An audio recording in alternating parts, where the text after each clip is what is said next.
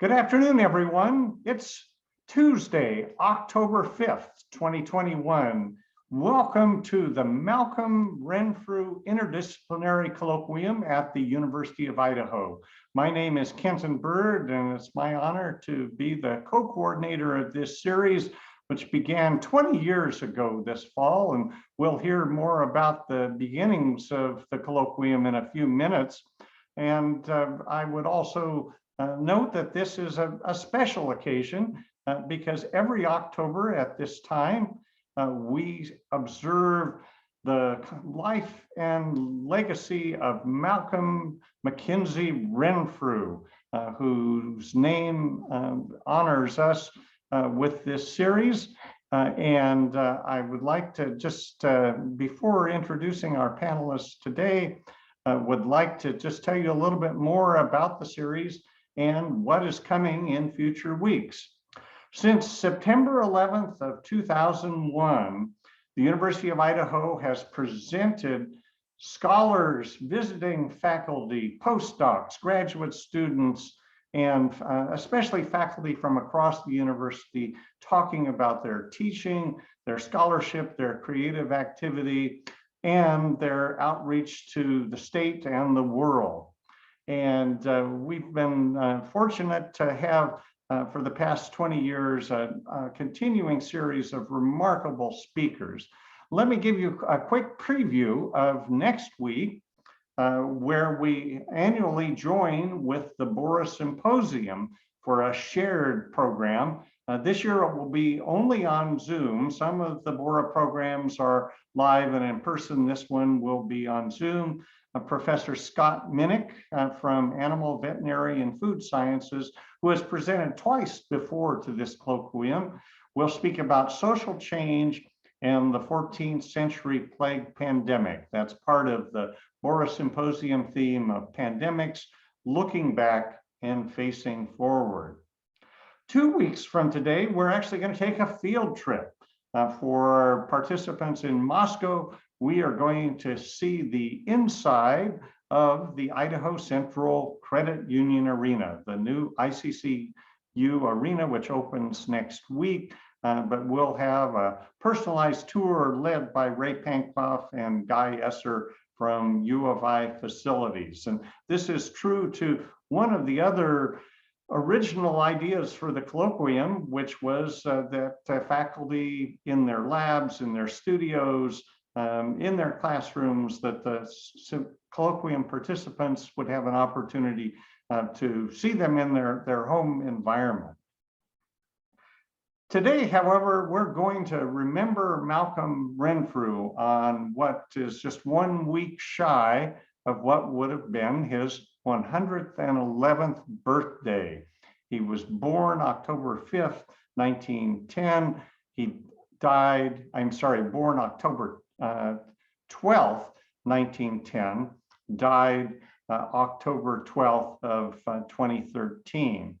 And today we have a panel of 5 people who had professional associations or personal friendships with Malcolm Renfrew during his time at the University of Idaho. And I'll briefly introduce them, and then they'll tell a little bit more about their connection. And if there's time at the end, we'll allow some reminiscences from the audience.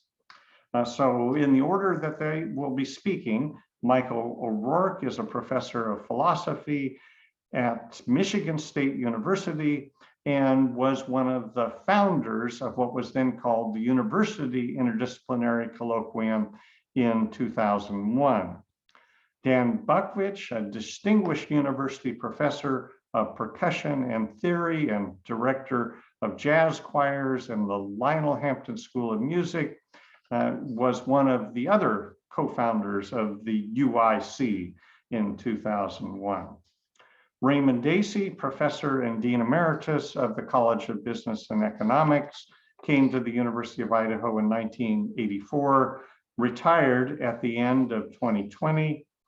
Bob Steele graduated from the University of Idaho in 1963 and joined the U of I staff in 1972.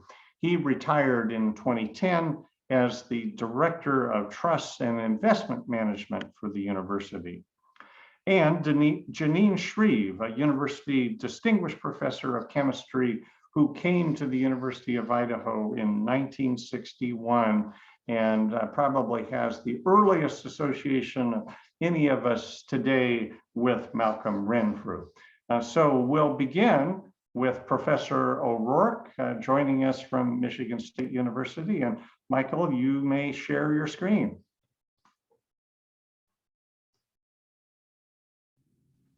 Thank you, Kenton. Can you hear me okay?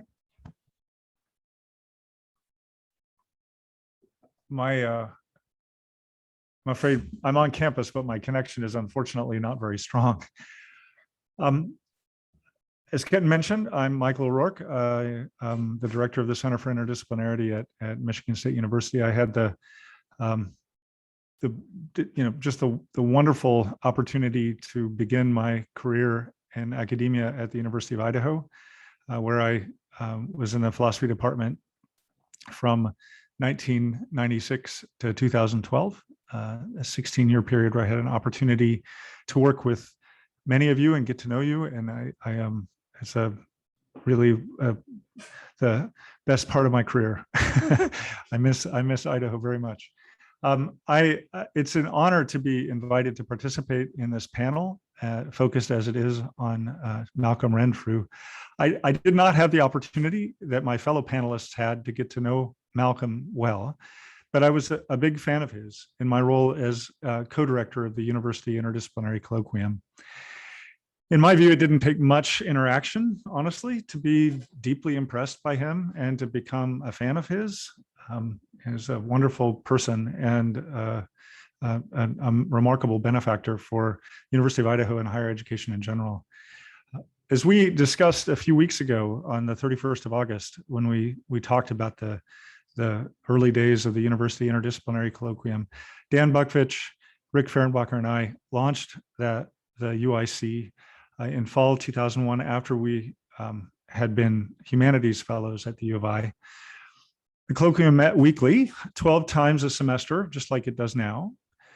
In the early years, it wasn't as well attended as it is now, but one person was regularly in the audience, Malcolm Renfrew.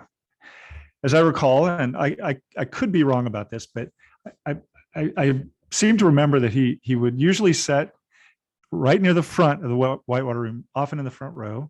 I seem to remember it was on the right-hand side, although Ken has photographic evidence of him sitting on the left-hand side, so maybe I'm wrong about that. And usually directly in front of the speaker. It was almost always the case that Malcolm would ask a question. It was a good question, one that would challenge the speaker and would raise the level of the dialogue in the Q&A after each of the talks. I look back on the opportunities I had to interact with Malcolm at the UIC, and in many ways he was an interdisciplinary model for me and for those who were in attendance. He was always curious, always thinking, and always finding connections between the topics of the talk and his many interests. And one of the things I like to tell my students and others who will pay attention to me, if you want to be an interdisciplinarian, if you really want to be successful at interdisciplinarity, you need to be willing to be a student. You need to be willing to learn all the time. And that was the thing that struck me about Malcolm, is his interest in learning all the time. I think it was Dan who came up with the idea of renaming the series after him to honor him as he was approaching his 100th birthday. We put it to him to see if he was okay with it, because we weren't going to name this series after him without asking him. As I recall, he met it with humility, and the humility was something that I always found genuine and striking. But he was willing to give us his approval, and it's at this point I'd like to share my screen. I have a photograph from the dedication ceremony. Ken, you might have taken this photograph if I remember correctly, but Dan and I had an opportunity to be there together with Malcolm.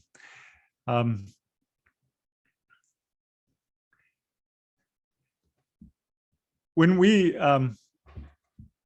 met at the first MRIC, Malcolm Renfrew Interdisciplinary Colloquium of the year, this year on the 31st of August. I mentioned that I basically stole the UIC idea from the University of Idaho and put it into practice at Michigan State as a part of the programming for the Center of for Interdisciplinarity that I direct. I've been looking for people over the last 4 years that we've been doing this, like Malcolm Renfrew, to draw in to the series, but unfortunately to no avail. I've come to the conclusion that there are very, very few people like Malcolm Renfrew, right? It's telling, in my opinion, that so many things are named after him. This is a person who touched many lives and impressed many people very deeply. University of Idaho, in my opinion, was very lucky to have him in their community, and I feel very lucky to have had a chance to get to know him.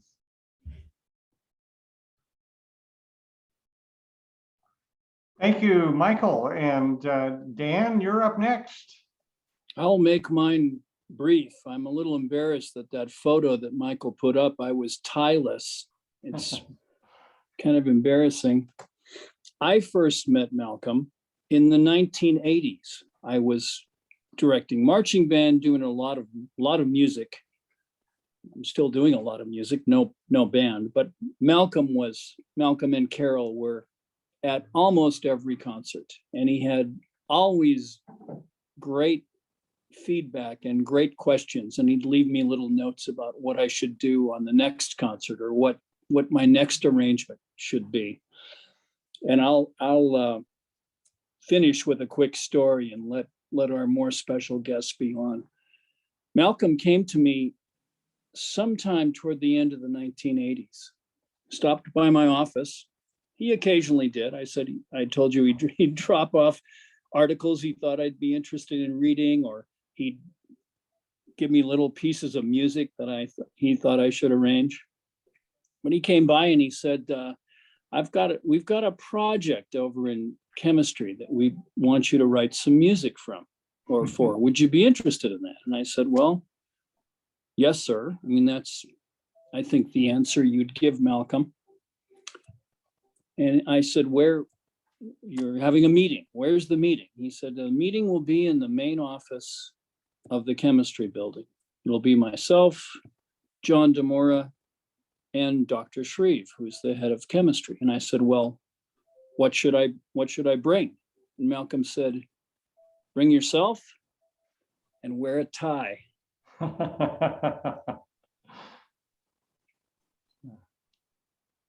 And one more quick story. I was working on a project. I don't know how to share screens, but I'll hold up a CD. I was working on a project for my friends in Butte, Montana, and we needed to record an old man sounding voice. And I thought, wow, I'll go to Malcolm. And I asked him if he would be comfortable, and sure, no problem. He said, can you get me the script a little bit ahead of time? Yes, absolutely. And so we set it up. I think it was for a Saturday. And Malcolm walked in and we had microphones, everything ready to go. And he said, have you adjusted the mic levels? Yes, sir. He sat down and he read this thing like a pro.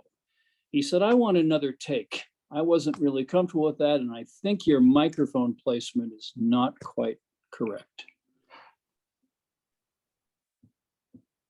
So I'll hand this over to my more distinguished colleagues.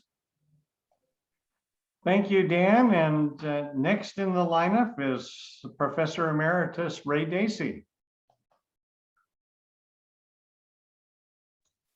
I first met Malcolm about the first year I was here. They had put together the University of Idaho Research Foundation.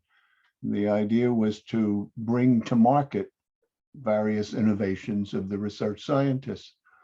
And on this group was Malcolm, who I believe was the patent person for the university, and Jean'ne Shreeve, and a man named Lou Surratt. Lou Surratt was at Merck and synthesized cortisone.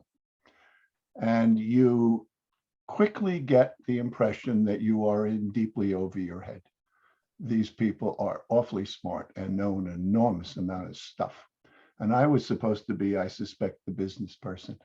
But as Malcolm pointed out to me later on, the problems won't be the science, the problems will be the humans, and you're going to get to deal with that.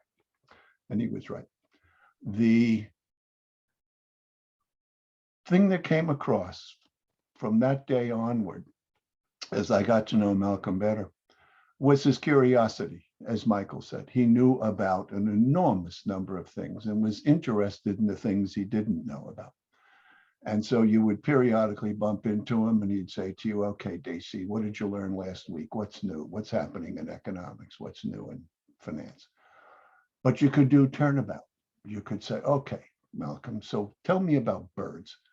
Tell me about local politics. Tell me about music. Tell me about theater. What plays have you been to lately that we need to go to? And we would have these marvelous conversations where you quickly learn something you didn't know, and you got more interested in knowing more about what you didn't know. Malcolm was one of those, a fountain, just a remarkable individual who you could count on to tell you something you didn't know. And it was usually something not in chemistry, not in the sciences. That was the fascinating part.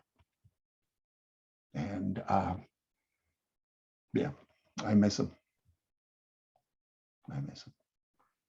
Thank you for those memories. And we'll now turn to Bob Steele. Well, I met Malcolm in the middle 70s.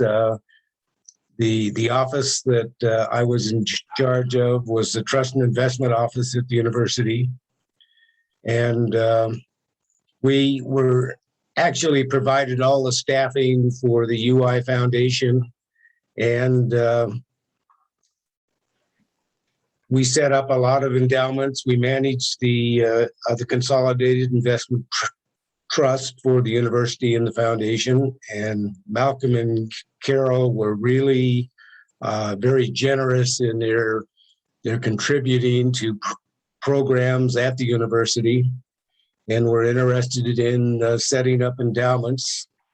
Every year they would come in at the end of the year and make a donation, and they wanted it split many, many ways.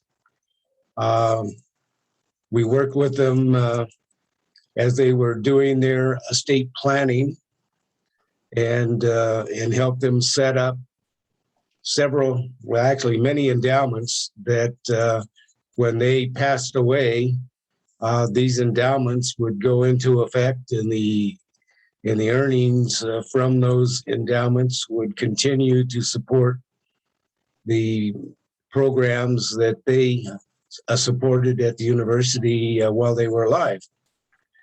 But I also got to know Malcolm as just a remarkable guy. I mean, he had so many talents, and he was interested in everything. I particularly liked his ability as a watercolor painting, and actually the background in my session here is a painting that he did of Peggy's Cove in Nova Scotia.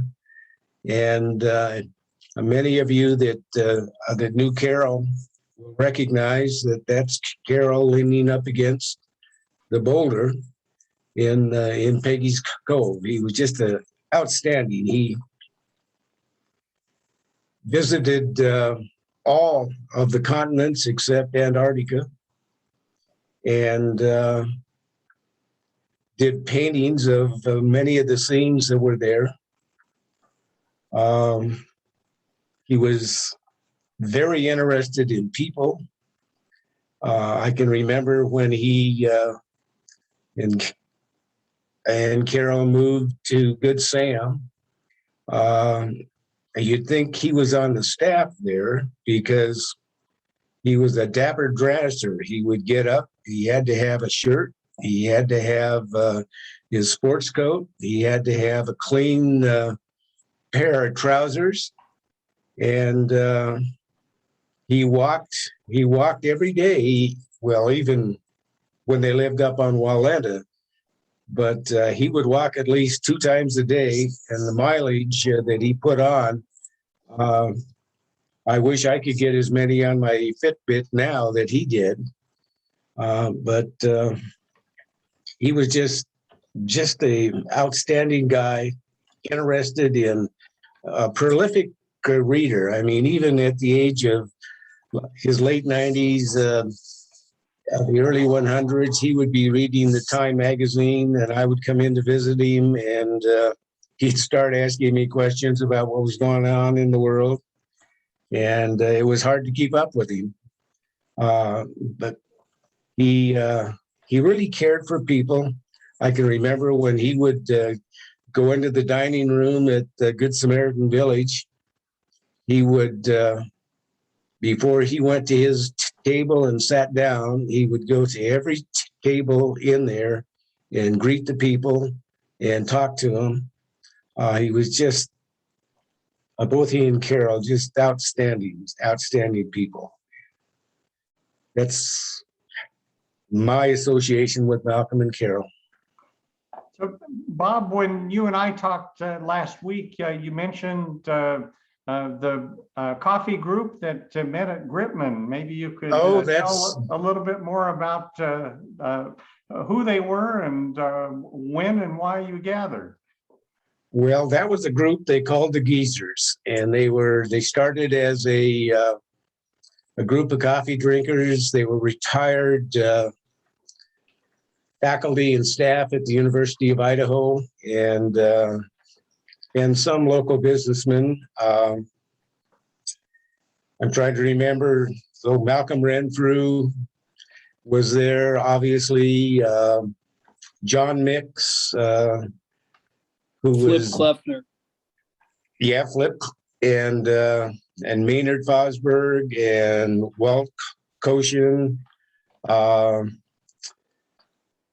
Bill Parrish and Rob Parrish. Those are the ones that come readily to mind. But Malcolm just loved to go to that. He didn't want to miss any of those. And I can remember when it was near his 100th birthday, I'd stopped and picked him up, and Walt Koshin, who was retired from, I think it was in the College of Ag, Plant Science, and Maynard Fosberg, who was in the College of Ag and Soils, and we were driving to Geezers, and the comment was made, "Well, Malcolm, you're going to have your 100th birthday." And I got to thinking about that. These three guys spent all their academic life at the University of Idaho, and how fortunate. They could have gone any place else and taught and earned a lot more money, but they all three stayed, and the University of Idaho was so fortunate to have people like that at the university. Well, thank you, Bob. I appreciate those stories. And now we'll turn to Dr. Shreeve, who probably has a longer association with Malcolm Renfrew than any of us else in the room today.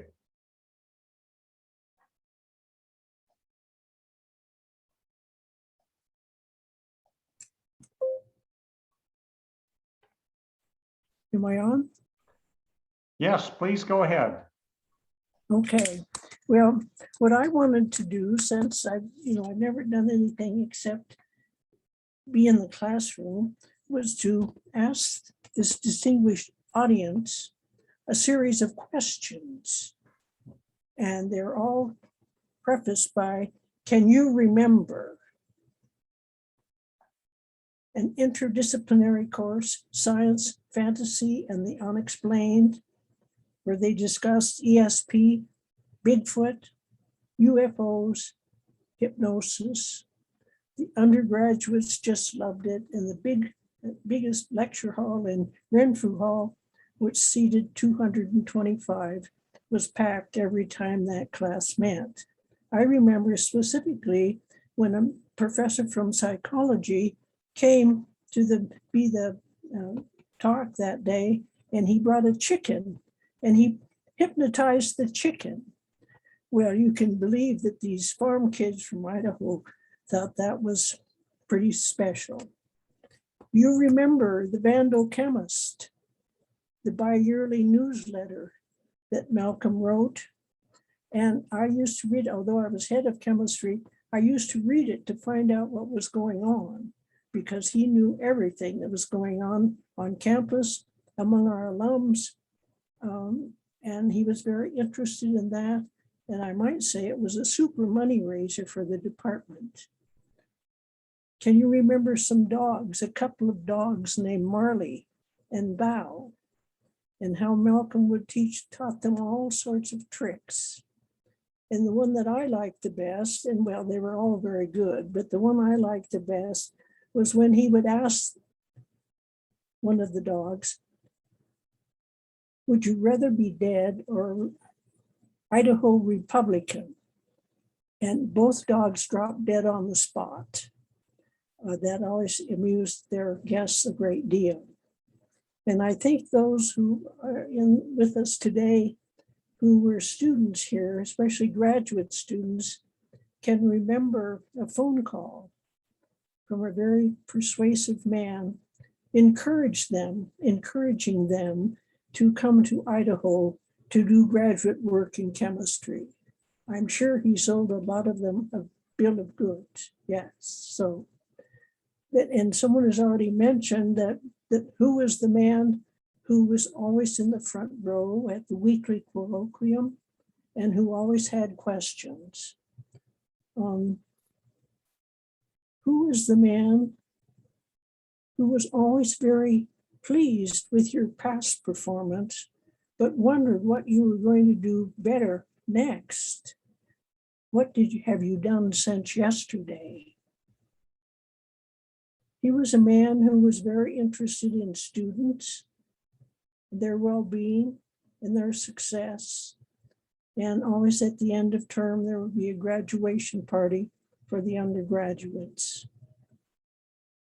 Can you remember a man who played his trombone in the Vandal non-marching pep band, Hog Heaven 7, New Year's parties in his home, and played duets with the late great artist Alf Dunn, with Alf on the clarinet and Malcolm on trombone? Who was the man who was patent director here on campus for about 10 years after his retirement from chemistry? Who was the man who could be found muttering about being arrested before breakfast? And I'll expand a little on that.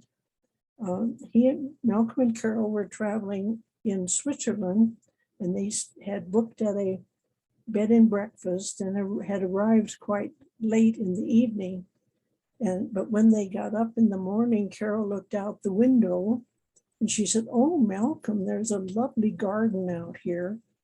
You should take a picture." And they noticed that there were some people walking around in the garden.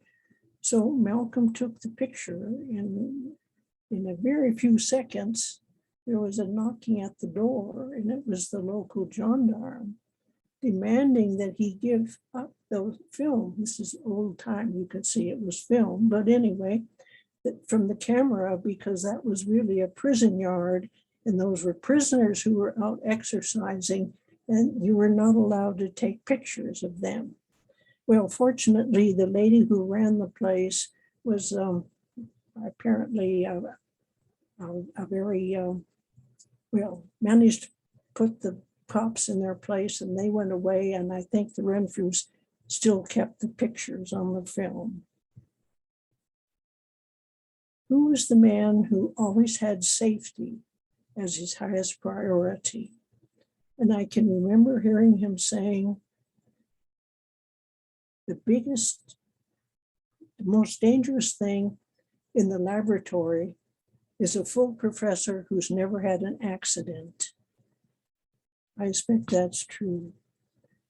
Who is the man whose paintings were featured on the cover of the Sunday Rotogravure? Who is the man who enjoyed people so much he loved to party and to bring people together in a constructive way? who is the man who so loved the rich soil and the birds and the flora and the fauna of the Palouse, his dog Fox, brother Edgar, wife Carol, and mother Elsie, who returned here to spend a very long part of his life contributing to the University of Idaho and the town of Moscow, to world chemistry and every place. And I really end with that if you can remember this, then you're much older than I.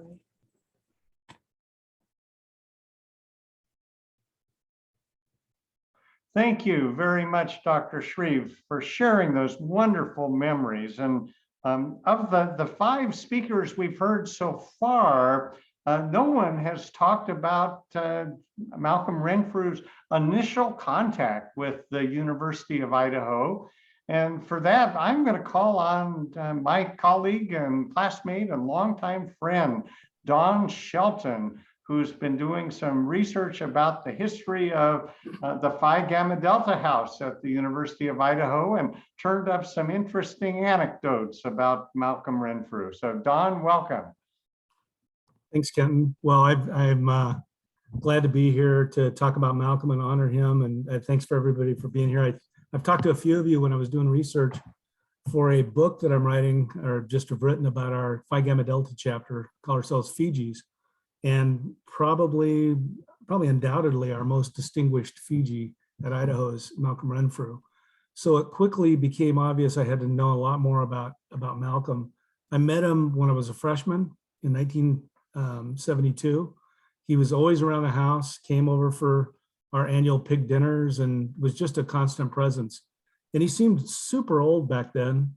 And looking back on it, I realized he was probably 15 years younger than I am right now. So that kind of puts a different spin on it. But he was just a real constant presence. But we all know that Malcolm was a learned man, that he was an incredibly smart man, that he was, the Teflon connection that he had. We all know he painted watercolors. He was a Renaissance man that could bird watch and just knew and played the trombone and did all these amazing things. But I got a couple of things you may not know about. Maybe Jeanne knows about him. Jeanine knows about him. She probably does, but maybe many of you might not. So I know that in his probably his sophomore year, Malcolm almost got kicked out of school. He was working for the Argonaut, was thinking about becoming a journalist. Thank goodness that didn't happen.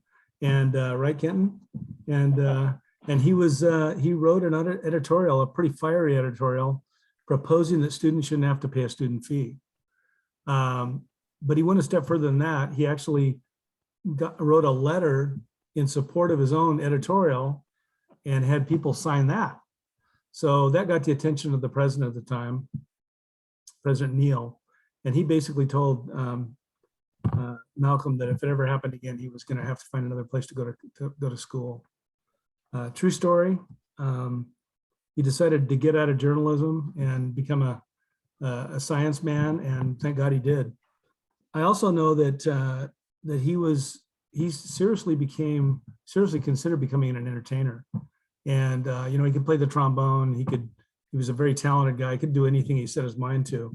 But his summer after his senior year in college, he went on a traveling tent show around the Northwest, and played trombone, of course, and sold candy boxes to make a little extra money for the show, and he also would always target older women in the audience that had attractive young daughters to give an extra prize to.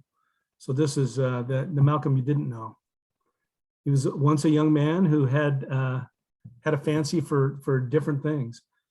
One night in Yakima, the show went away to California, and Malcolm had the good sense to come back to Moscow, and the rest is history. But I think it's worth noting that to everyone here that Malcolm was a man of many talents, and some of which we haven't always heard about. But in my mind, they make the legend even greater than it was before we knew all that stuff. Thanks very much for coming here, and thanks for listening to me. Thank you, Don, for joining us and for sharing that. And we look forward to the publication of your book, and especially any Fijis in the audience who might want to learn more about the history of your house and the many famous people who have passed through it. So at this point in the program, we've got about 20 minutes to go. And I'd first like to ask our 5 original panelists if they have any comments or questions for each other. Michael, Dan, Ray, Bob, or Dr. Shreeve, any further observations that you'd like to share? And if not, we'll open it up to the rest of the audience. Well, I think, Kenton, I think yesterday we had a little practice Zoom session, and Bob and Dr. Shreeve have some details on that traveling tent show that might be worth hearing. Well, actually, on that tent show in Yakima, Malcolm was seriously considering going with the troop to California, but while they were in Yakima, the tent caught on fire and everything was destroyed. So he decided that, well, he wasn't going to go to California. And Ray was talking about the Idaho Research Foundation, and that was one of the first times I really came in touch with Malcolm. Dave McKinney, the VP for finance at the university, had asked me to work with the Research Foundation people and see if we couldn't do something to get their visibility on campus updated, I guess. So I helped them write an article about the Research Foundation, and it included some people working in a lab, and it went out on an internal publication at the university called the University Register. And unfortunately for us that were responsible for writing that article, the people that were working in the lab were not wearing safety glasses. And Malcolm sent me a message right away saying, no more. Anybody in a lab needs to wear glasses.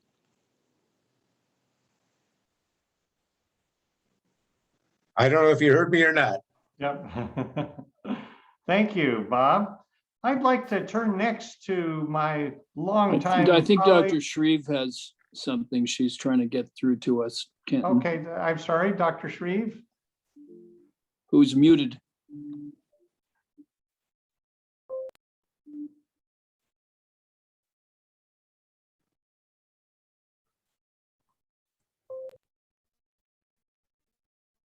No, Go ahead. You're live. I'm so glad that Don Shelton joined us, because after listening to him and seeing him right away, I thought, oh my goodness sakes, I don't think we've even mentioned the word Fiji during this whole session.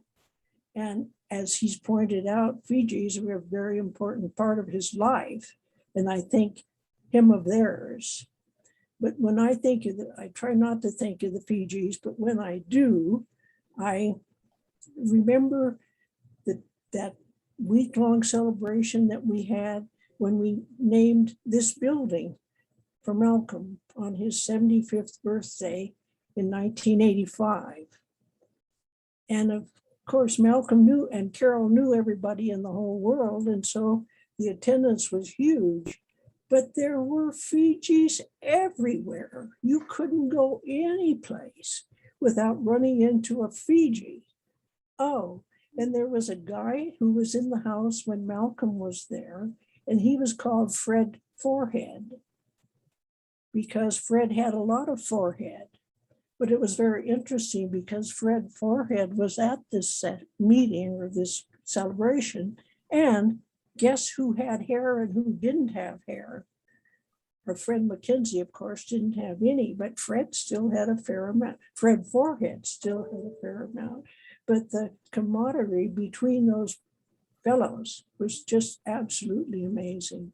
And they were so thrilled and so excited for Brother Malcolm and the honor that he'd gotten by having this name, building name for him. So we have to say hooray for the Fijis, I guess, Don.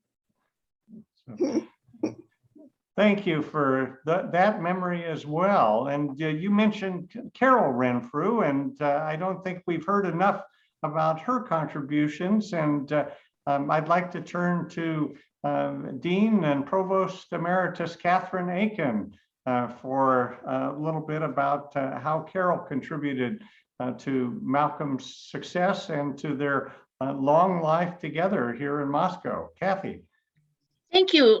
First, a couple of Malcolm things quickly. As a longtime member of the Greek community, Fiji's, it's a secret. We aren't supposed to talk about all the secret stuff about Fiji's. And the second, on his 100th birthday, when Malcolm told me about traveling and playing the trombone, he mentioned that he played it in brothels, and then he laughed with that laugh of his because he thought I would be embarrassed by that story. But Malcolm, it was always Carol and Malcolm, Malcolm and Carol. Carol was very much a part of who Malcolm was and what allowed him to do the things he did. And she certainly shared his varied interests, especially in the arts. And when he was sitting at what is now the Renfrew Colloquium, she was invariably sitting there right next to him, and was next to him at the theater and at the music things that Dan Bukvich talked about, and a proud member of Delta Delta Delta, and just a true great lady of Idaho, I think. I had the distinct honor of being Carol Renfrew's escort when she received an honorary doctorate from the University of Idaho, and had just a wonderful time escorting her. And of course, Malcolm had received an honorary degree years earlier, and I think we finally redressed that imbalance by giving Carol the similar honor. So. Yes, I have to say I was very proud when she got that honor, because a lot of people thought that a wife of someone important would never receive the honorary doctorate, and she certainly earned it in her own right, not just as a partner. The thing that Malcolm most always loved to tell about Carol was that she was elected to Phi Beta Kappa in her junior year, and you had to be awful darn smart to get elected to Phi Beta Kappa in your junior year. So he went around being very proud of her for that. Hey, Jean'ne. Dr. Shreeve, I would be curious to hear a little bit more about how and when you came to the University of Idaho and Malcolm Renfrew's role in making that happen. Well, one faculty member was taking a sabbatical leave for one semester, spring semester of 1961, and Malcolm needed somebody to teach a course or two while that person was away. And so he was, looking everywhere, and he had, during his work at DuPont and on Teflon, he had met my major professor, George Cady, when George worked at one of the military establishments during the war. And so he called upon George, who was at the University of Idaho, and asked him whether he knew anyone who could fill that spot for one semester. And I guess George said, well, I've got this woman here, and she's probably not going to find a job anyplace else, so why don't you hire her?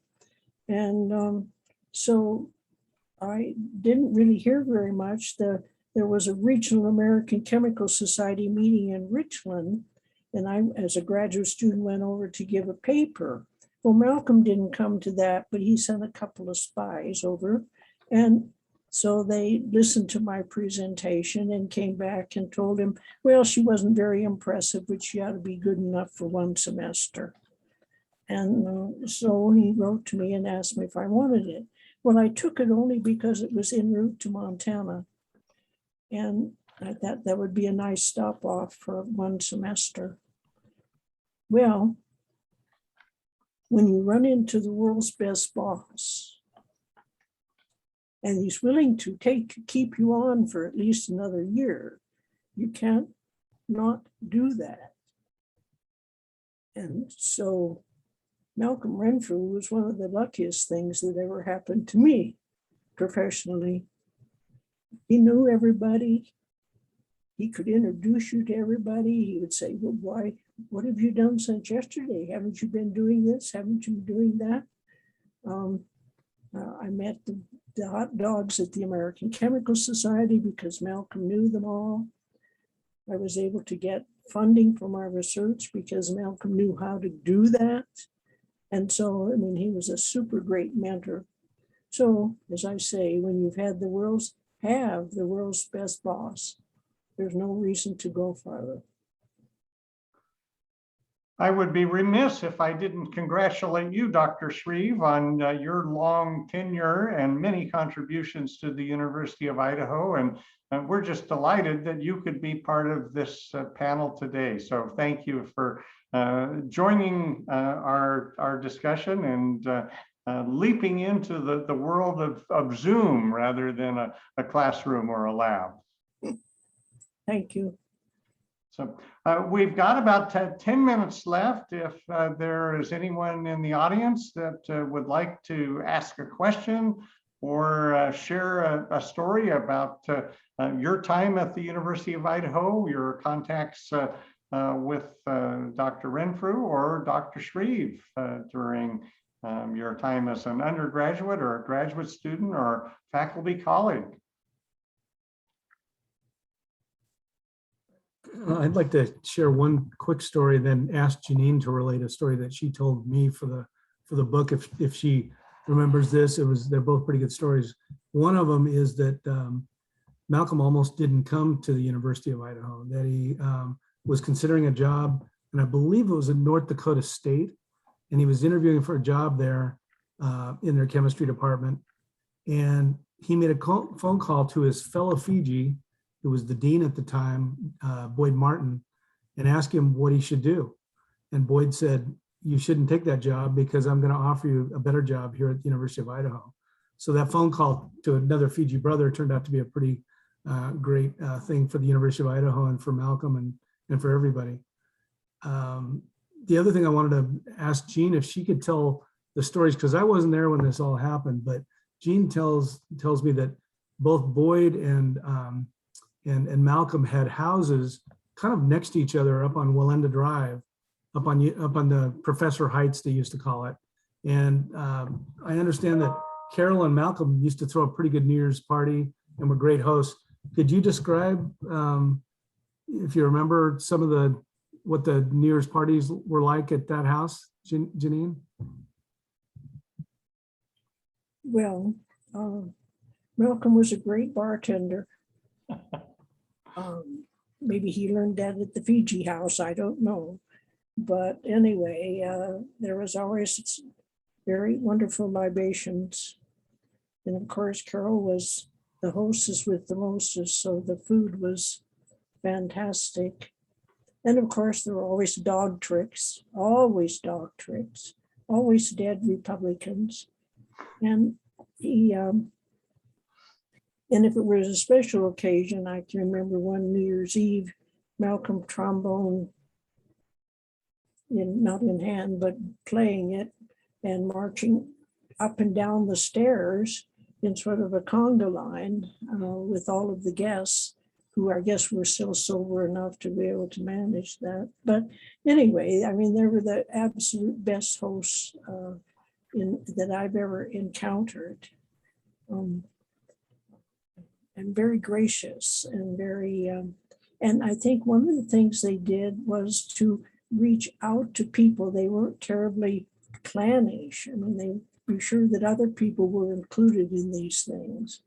which I think is a very strong suit. Well, that was their strong suit as people, reaching out to other people. Don, thank you for mentioning Boyd Martin, the longtime dean of the College of Letters, Arts, and then Letters and Science, who was a legend in his own time as well, and certainly had a long, lasting influence on this university. And we have a hand up, Dayal Meshri, if I pronounced that right. Please unmute yourself and tell us your story. Oh, you're still muted, sir.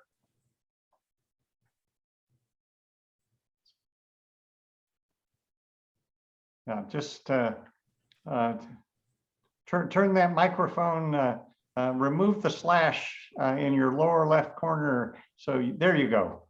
Great. Can you hear me now? We can hear you now, yes. Yes. It's very difficult to describe Professor Renfrew. I think after Dr. Steele, I had the longest contact with him from 63 to 13. I always respected him. I found a great human being, a wonderful professor. And he was our mentor. He really was a highly disciplined, but had a lots of love and affection. After he left University of Idaho in 67, he was continuously in touch with me, and he was always curious to ask on the family, the children. I was very fortunate that when he was alive, quite a few times I visited after leaving University of Idaho. When the chemist is right, already to say something, always an article there, and also about the industrial health and safety.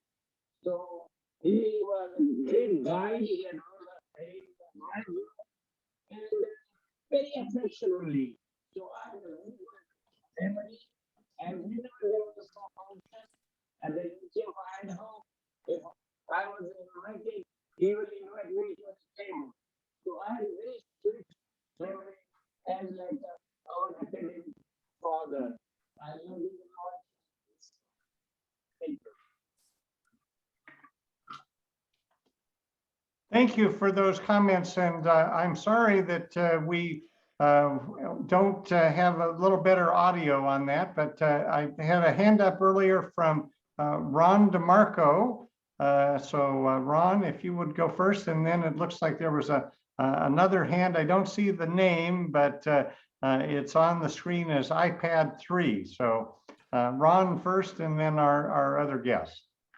I just want to make some, excuse me, some comments about Malcolm from the other side, the student, entering student, applying student. When I graduated college, small college, a little nervous about graduate school, but Malcolm's letters were not just the form letters you got. He always, in ink pen, not in ballpoint, would write in the margins and write on the bottom, very personal, and made you feel very comfortable in coming to the university. The comments that were made about humility and caring, I think showed up in many of that area. Many students who maybe were having problems, Malcolm was always there with a pat on the back, encouraging words to try and keep people going and keeping their spirits up.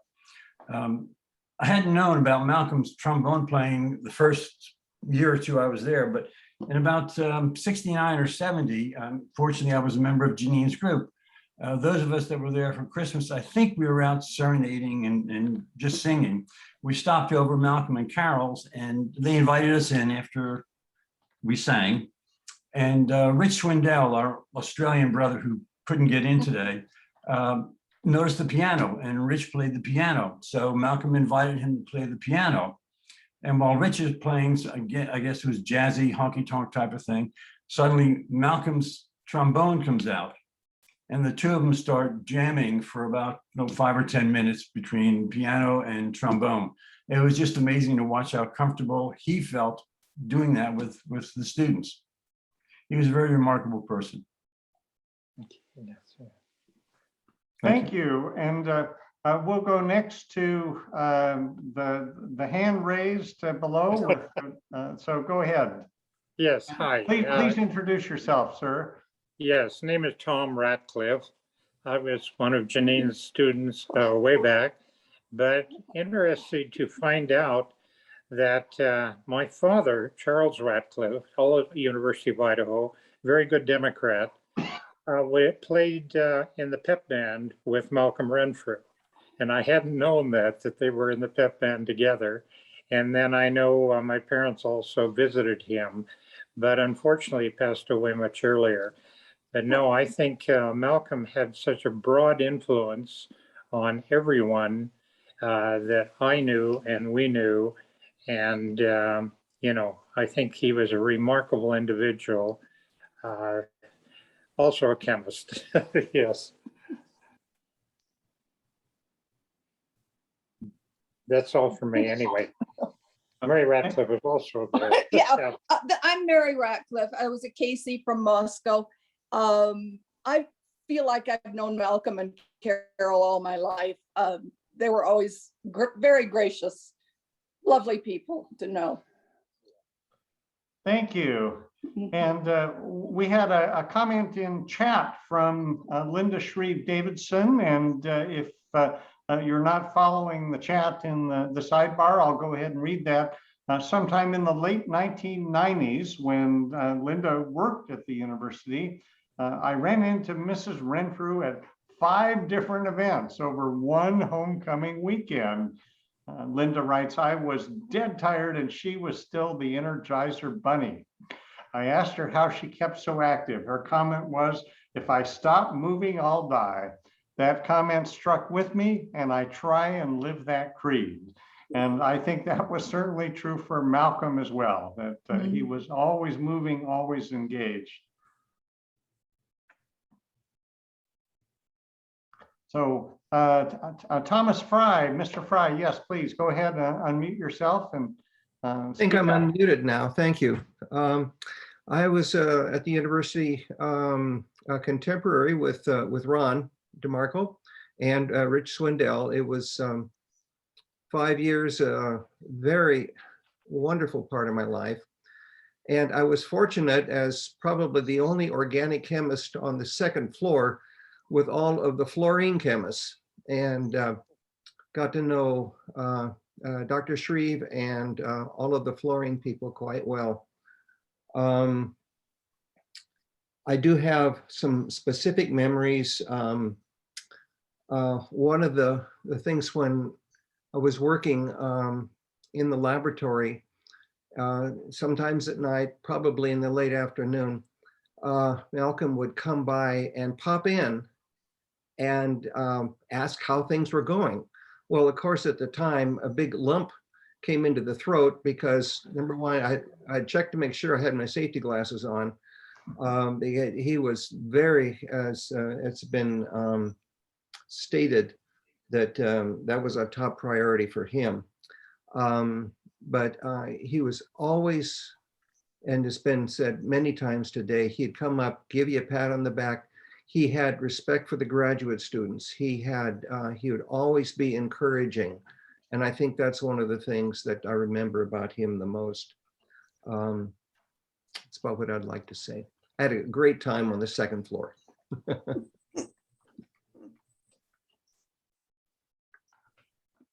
Do we have other comments or questions? Any of the original panelists like to say anything before we wrap up? So I see a hand from President and Dean Emeritus Don Burnett. Please go ahead and speak up. Okay, Don Burnett here. I'm the past dean of the law school, and I met Malcolm at the some kind of a reception at what's now the Bruce Pittman Center. And I was introduced to him. We hadn't met previously. And he greeted me very formally, Dean Burnett, pleased to meet you. And then he kind of took me by the elbow. He said, "Can I ask you a question?" He escorted me off to the side where we could hear each other a little better. He said, "What's this I hear about the law school moving to Boise?" And I explained to him that there was no such thing contemplated, but that we needed to have a program in Boise, and I recited some of the reasons for it. And like any good scientist, when he received new facts, he said, "Well, I guess that's all right. But Don," now he's there, very familiar with me, Don, he said, "don't let anybody forget about Moscow." And of course, we never have. We have programs in both places. After that conversation, I talked to my mother, who with my father had gone to the University of Idaho during the 1930s. And I said, "Do you know Malcolm Renfrew?" "Oh, yes," she said. That's Carol Campbell's boyfriend." They were very close. And my mother said, "He must be very smart because Carol Campbell's the smartest girl I ever met." Well, that's a great note to end on. Thank you, Don, for that comment. And this has been really a wonderful afternoon. I'm so grateful for all of the audience participation and for sharing these memories. We record these programs, as I mentioned earlier, and later today, you'll be able to find the video on our YouTube channel. I've put the link for that into the chat. But you could also just search YouTube Renfrew Colloquium, and the most recent programs are on top. And so please share that with anyone who couldn't be here today or was blocked by our meeting security from joining from outside the United States. So those of you that are on camera, if you'd like to give a virtual round of applause to our speakers, if you just wanted to put up that clapping hands in Zoom as well. And those of you with a cup of coffee or water, let's drink a toast to the memory of Malcolm Mackenzie Renfrew and remember him on his 111th birthday 1 week from today. Thanks everyone for joining us today, and we'll be back on Zoom at our regular time with a program next Tuesday, October 12th, in conjunction with the Bora Symposium. So please join us then. Thanks again, and enjoy this lovely fall weather here on the Palouse.